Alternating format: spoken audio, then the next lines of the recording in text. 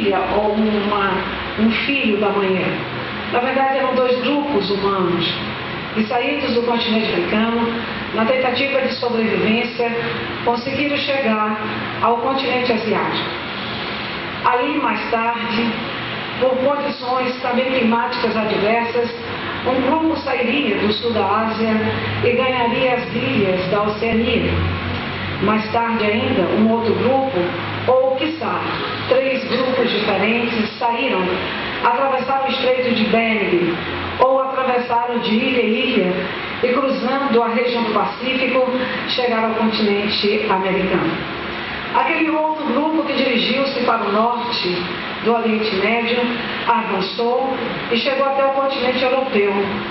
Também uma parte, um fragmento do grupo que foi para a Índia, aproximou-se também da região da Pérsia e ocupou o continente europeu.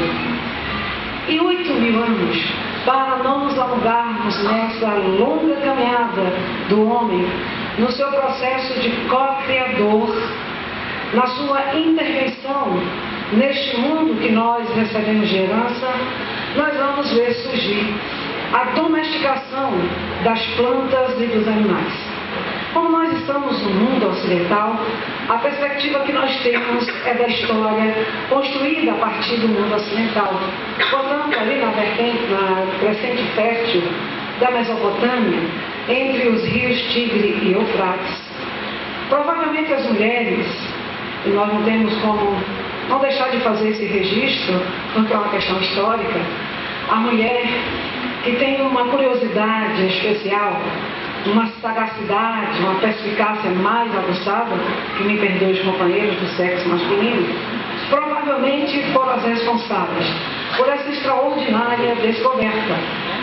A queda das sementes que eram trazidas no processo de coleta foi observado, provavelmente por nós, que essas sementes se reproduziam. E a partir desse momento histórico, nós produzimos uma grande revolução na extraordinária história humana de co-criação.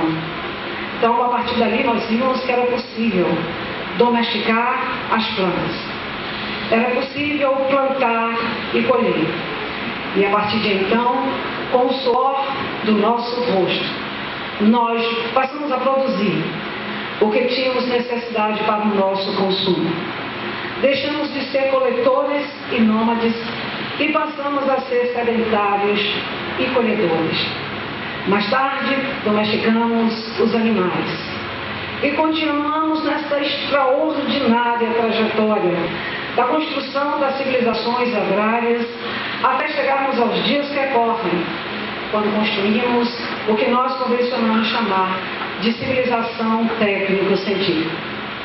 Então, nós agimos como co-criadores, transformando o meio que nós recebemos para viver, para nos desenvolvermos. Agimos no passado, continuamos agindo no presente e seremos ou continuaremos como co-criadores. Interferimos na natureza e não nos cabe aqui, nesse momento, porque não é essa a proposta do tema, de mostrar também que fomos infelizes muitas vezes nesse processo de intervenção.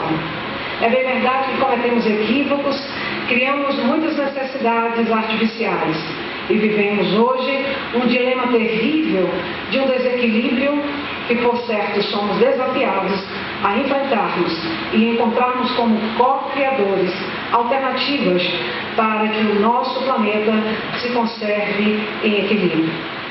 A questão 132 do Livro dos Espíritos, nesse momento Kardec indaga a espiritualidade superior, qual a finalidade da encarnação. Veja que a palavra não é reencarnação, mas da encarnação. A necessidade da encarnação, ou a finalidade, não a necessidade ainda nesse momento, mas a finalidade, nos respondem os imortais.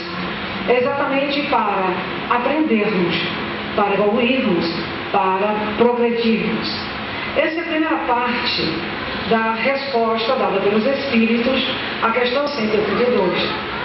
Mas na parte subsequente, nós vamos encontrar informação de que compete ao homem atuar na grande obra da construção. Da construção, é claro, considerando que nós estamos no planeta Terra, no processo de co-criadores dentro desse planeta. Evidentemente que poderemos estar, quem sabe, nesse planeta de regeneração, se fizermos por merecer estarmos aqui quando essa construção estiver mais definida. Mas se não fizermos por merecer, nós aprendemos, especialmente na última parte da obra A Gênese, que estaremos forçados ou seremos forçados a migrar para mundos compatíveis com o nosso grau de evolução. Evidentemente que nós não vamos retrogradar, mas se não acompanhamos a evolução do planeta, iremos para um planeta compatível com o nosso grau de evolução ética moral. E se avançarmos mais do que o nosso planeta, do ponto de vista ético-moral, iremos para um outro planeta. E evidentemente, onde quer que nós venhamos a habitar, essa assertiva da questão 132, evidentemente ampliada aqui pelas nossas reflexões, que nós estaremos convidados ou teremos como função precípua agirmos como co-criadores. Não somos co-criadores tão somente quando agimos, transformamos, quando ajudamos a construir o lugar em que nós habitamos, nesse caso a Terra. Mas também no mundo espiritual, ou na vida espírita, nós continuamos nesse processo de construção. O trabalho é incessante. A inação, segundo a assertiva de André Luiz na obra Sinal Verde, a assertiva, a inação nos torna seres inoperantes e sem perspectivas. Portanto, somos desafiados de forma continuada a operarmos no trabalho da criação. Então, trabalhamos no mundo espiritual e trabalhamos no mundo material. No mundo material, espiritual, nós vamos fazer uma série de atividades, ou temos uma série de atividades para desenvolvermos. Nós temos uma série de obras complementares da maior relevância e seriedade que nos trazem informações acerca do que fazemos no mundo espiritual. Quantos trabalhos nós temos a executar e como podemos cooperar nessa obra da criação, ou como co-criadores. Vejamos que no mundo espiritual, segundo a informação de O Livro dos Espíritos, a expressão utilizada pela codificação são os chamados mundos transitórios.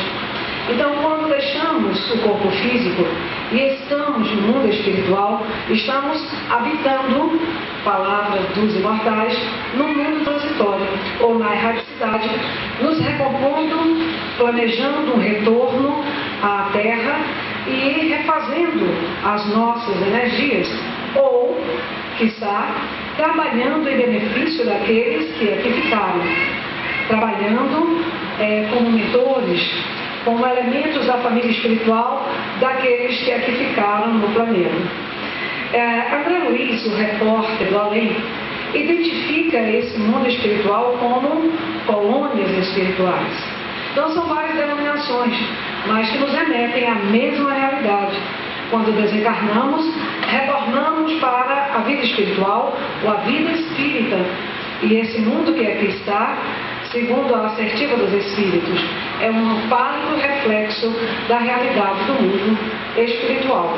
Ora, se a vida material é um reflexo da vida espiritual, nós podemos aquilatar que o trabalho é incessante e contínuo também do mundo espiritual.